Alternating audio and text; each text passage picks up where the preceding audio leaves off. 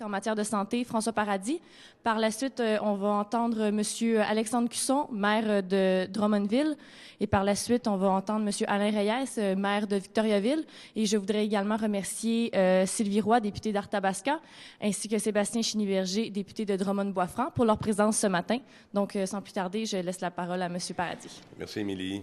Merci d'être là. Je vous le disais la semaine dernière, c'est un moment important, c'est un moment charnière dans l'étude détaillée du projet de loi 10, dans la mesure où, dès la semaine passée, à la reprise, je vous disais que le cœur du projet de loi, c'est évidemment l'article 4. Ce matin, on y revient. L'article 4, c'est la configuration de cette réforme-là, c'est le nombre de centres intégrés de santé et de services sociaux à travers le Québec. Ce sont nos combats et on continue à réclamer ce que l'on a déjà demandé. Il faut comprendre que les amendements qui ont été proposés par la Coalition Avenir Québec pour 2,6 en Mauricie, centre du Québec, pour 2,6 dans la région de Lanaudière, pour 2,6 dans les Laurentides ont été rejetés. Mais ça n'empêche pas la volonté et la détermination des gens de se battre, portant le message et réclamant encore une fois un établissement dans des régions précises pour mieux servir la population à la base. Le projet de loi 10, c'est d'abord ça, l'efficacité versus le client et le patient. Centre du Québec, Mauricie, c'est 503 000 clients. La protectrice du citoyen a déjà évalué à 500 000 le nombre limite pour desservir efficacement une population. On est au-delà de ça. Centre du Québec, une mobilisation, vous le comprendrez dans un instant, les maires sont ici avec moi. Centre du Québec, c'est 240 000 personnes. C'est comparable au Saguenay-Lac-Saint-Jean qui a son 6.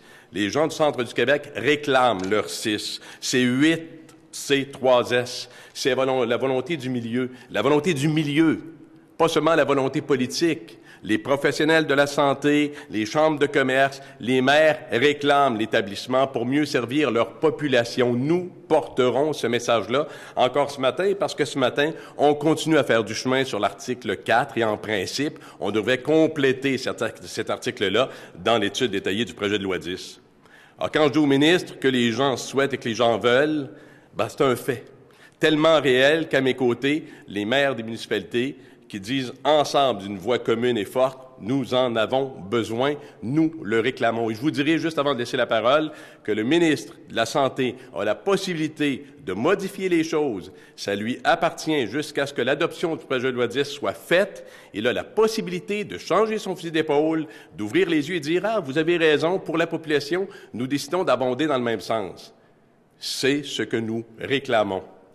Et pour vous donner davantage d'arguments, ceux qui aujourd'hui se déplacent, et je vous présente le maire de Drummondville, Alexandre Cusson. Monsieur Cusson. Merci, M. Paradis. Merci également, M. Chiniberger, Mme Roy, de nous appuyer, mon collègue, M. Reyes et moi, dans cette lutte, finalement, pour obtenir la reconnaissance de notre région. Il faut savoir, au Québec, il y a 17 régions administratives, 16 régions socio-sanitaires. La seule région du Québec qui n'est pas reconnue comme région socio-sanitaire, c'est le Centre du Québec. Est-ce que la population du Centre du Québec est une population deuxième ordre? Pourquoi on ne reconnaît pas le Centre du Québec? C'est une question qu'on pose au ministre depuis maintenant plusieurs semaines, plusieurs mois. On a hâte d'avoir une réponse qui va dans le sens de ce que souhaitent les gens chez nous. On est là pour exprimer, rappeler au ministre l'inquiétude des gens du milieu. Il y a plusieurs groupes qui se mobilisent, qui ont des attentes par rapport à l'établissement d'un CIS au Centre du Québec. M. Paradis le mentionnait, il est encore temps pour le ministre de revenir sur sa position, de faire en sorte qu'on va bien s'occuper des gens du Centre du Québec, qu'on va leur garantir l'accessibilité à des soins de qualité et qu'on va reconnaître enfin cette région socio-sanitaire. Jusqu'à maintenant, le ministre n'a pas réussi à calmer notre population. Au contraire, il réussit à l'inquiéter. Il a instrumentalisé une rencontre qui a eu lieu au niveau des CMDP au mois de décembre, ce qui fait que le Conseil des médecins, dentistes et pharmaciens de Drummondville n'a pas participé hier à une rencontre régionale parce qu'il se dit instrumentalisé par le ministre, par les gens de la Mauricie également, et ne souhaite pas que sa présence soit interprétée comme un appui, si on veut, au fait de ne pas reconnaître le Centre du Québec. Alors, c'est très important pour nous. Les gens sont inquiets, la population est inquiète, le milieu médical est inquiet. On a participé à une rencontre avec le ministre, à cours de laquelle les deux présidents des conseils de médecins, dentistes, pharmaciens de nos régions étaient présents, et c'est très, très important pour nous d'être entendus. Et là-dessus, on s'attend évidemment à ce que le ministre reconnaisse le Centre du Québec, reconnaisse l'importance pour notre population d'avoir accès à des soins de santé de grande qualité. C'est l'article 1 du projet de loi 10. On y adhère pleinement à cet article 1-là. Maintenant, on veut que ça soit la même chose chez nous. M. Reyes. Alors, bonjour. Premièrement, merci, M. Paradis, M. Schneeberger, Mme Roy, de nous accueillir, M. Cusson et moi, aujourd'hui pour nous supporter dans notre démarche de convaincre le gouvernement, en premier lieu, le ministre du bien fondé de notre demande de faire reconnaître le Centre du Québec comme une région à part entière en termes de santé et services sociaux. Je me joins à la voix de M. Cusson. On veut représenter l'ensemble de nos citoyens de notre région, de nos deux villes-centres, pour revendiquer ce que toutes les autres régions au Québec ont droit présentement, un centre de santé, le pouvoir de pouvoir décider de ce qui est bon pour sa population. Aujourd'hui, on va même plus loin, étant donné qu'on n'a pas d'oreille de la part du ministre présentement, on demande au premier ministre d'accepter notre rencontre que nous lui demandons, qui a été refusée pour une première fois. La région Centre du Québec, c'est une responsabilité du gouvernement de reconnaître l'ensemble des régions. La région Centre du Québec n'est pas une région de deuxième ordre et de ce côté-là, on ne peut pas accepter comme maire de nos deux villes-centres pour l'ensemble de nos citoyens la proposition qui est faite par le ministre. Alors aujourd'hui, on demande au premier ministre clairement une rencontre, étant donné que nous n'avons pas d'écoute présentement de la part du ministre dans ce dossier-là, et nous souhaitons ardemment, il est encore temps, même s'il est minuit moins une, on approche du délai, le ministre a le pouvoir, comme ça a été dit, de changer les choses, et nous croyons qu'on peut arriver à cette raison-là présentement. Alors, on vous invite, messieurs les députés, à continuer à défendre ce point pour l'ensemble de notre population. Merci de votre support et à regarder le support que nous avons de nos chambres de commerce, de nos organismes communautaires, de nos médecins, dentistes, nos spécialistes dans nos milieux et nos pharmaciens. Je pense que le ministre a encore l'occasion de poser un geste concret pour reconnaître l'ensemble des citoyens et citoyennes du Centre du Québec. Merci beaucoup. Merci, M. Reyes. Bon, je compléterai en disant qu'on reprend dans quelques instants. M. Reyes disait il est minuit moins une, mais c'est souvent dans la dernière minute où tout se passe. C'est comme ça que ça se passe. C'est un passage d'une année à une autre. Le moment le plus important, c'est la dernière minute, puis c'est les dernières secondes. Alors, j'invite le ministre de la Santé à reconnaître le bien fondé de ce qu'on lui présente. Ce sont des recommandations plus que valables, étayées, appuyées par le milieu, à l'image même de l'article 1 du projet de loi 10.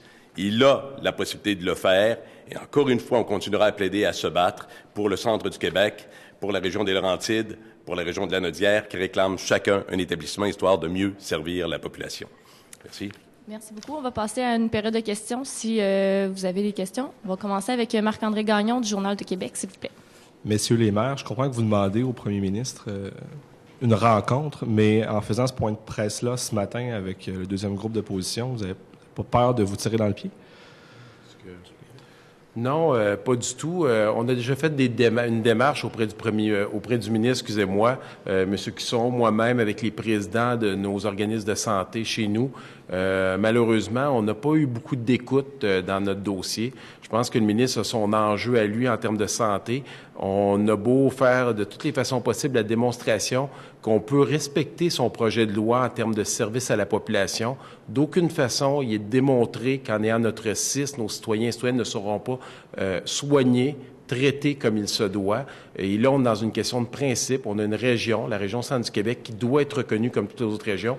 Est-ce que le gouvernement du Québec accepterait de se faire dire par le gouvernement fédéral, dans une de ses compétences, pour un dossier, pour être plus efficace, pour avoir un autre système, on va vous demander de travailler avec l'Ontario, puis on va mettre votre siège social à Ottawa. Je pense que juste de voir cette image-là, on comprend très bien que ce qui nous est demandé par le ministre aujourd'hui, d'être servi par la Mauricie, on n'a rien contre eux. Puis je pense que je peux prendre l'expression de M. Cusson. Est-ce que la Mauricie accepterait que le centre de santé, le siège social, soit à Drummondville ou à Victoriaville ou à Bécancour? Je pense que poser la question, c'est y répondre. Mais ce matin, justement, où sont les autres maires? Présentement, là, depuis le début de la démarche, c'est Alexandre Cusson et moi-même qui sont mandatés pour défendre ce dossier-là comme deux villes-centres. Je pense qu'on a une responsabilité de représenter l'ensemble de la population. Je peux vous dire que l'ensemble des chambres de commerce, nos organismes communautaires, nos médecins, dentistes, spécialistes étaient avec nous lors de la rencontre avec le ministre. Le message est clair. On dit au ministre, écoutez-nous. Et sinon, on demande au premier ministre une rencontre claire pour pouvoir réaffirmer notre position. Je pense qu'il faut mentionner qu'on est ici ce matin avec le deuxième groupe d'opposition, d'une part parce qu'ils nous ont appuyés depuis le début dans nos démarches, mais aussi parce qu'on a essuyé de la part du premier ministre un refus d'une première rencontre. Il nous a retourné à son ministre. Alors, évidemment, si on avait accepté de nous rencontrer, de nous écouter dès le début, on ne serait pas ici aujourd'hui. Je pense qu'on est des gens qui aimons travailler avec ceux qui peuvent prendre des décisions, qui peuvent nous amener vers ce qu'on demande, mais jusqu'à maintenant, on n'a pas eu d'écoute. Alors, on prend les moyens qui sont à notre disposition. Mon collègue l'a dit, je pense pas qu'Yves Lévesque, le maire de Trois-Rivières, ne serait pas ici aujourd'hui si on y annonçait que les centres de santé de la Mauricie allaient être gérés à Drummondville ou à Victoriaville. La même chose du côté de Sherbrooke, des villes importantes au Québec. Et c'est ce qui fait qu'on est ici aujourd'hui. Nos médecins auraient aimé être avec nous, mais ils soignent des patients aujourd'hui. Ils s'occupent de notre monde, alors on les laisse travailler et nous, on s'occupe des différentes représentations. Merci à tout le monde. Merci. Merci. Merci beaucoup.